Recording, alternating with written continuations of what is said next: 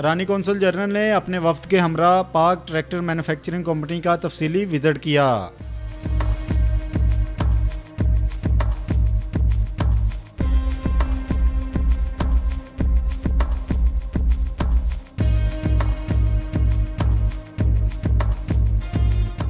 इस मौका पर गुफ्तगू करते हुए CEO पाक ट्रैक्टर मैन्युफैक्चरिंग कंपनी हमजा वज़ीर ने कहा कि ईरानी वफ्द के आने का मकसद था कि ये देखा जाए कि ईरान और पाकिस्तान एक दूसरे की टेक्नोलॉजी और तजर्बात से कैसे फ़ायदा उठा सकते हैं।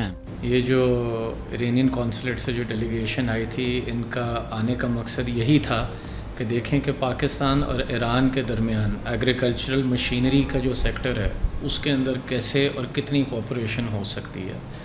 इसमें ऑब्वियसली जो मेजर रोल है वो ट्रैक्टर्स का है और फिर मुख्तलिफ़ मशीनरी आ जाती है, ऑर्चर्ड्स की, बागात की, दूसरी किस्म की फार्मिंग इक्विपमेंट। लेकिन हमारा मेन मकसद यही था टू एक्सप्लोर कि ईरान में क्या टेक्नोलॉजीज़ हैं, क्या वहाँ पे जो उनकी यूजेज है और पाकिस्तान में क्या है, और दोनों एक दूसरे को कैसे कॉम्प्लीमेंट कर सकते हैं। इस मौका पर APP से गुफ्तगू करते हुए national brand promotion manager Usman Bhatt ने कहा कि ईरानी कौंसल जनरल और वफ्द ने कंपनी का तफसीली विजिट किया और बड़ी पुरुम्मीद गुफ्तगू की है, जिससे नई राहें खुलने का इम्कान ज़ाहिर हुआ है।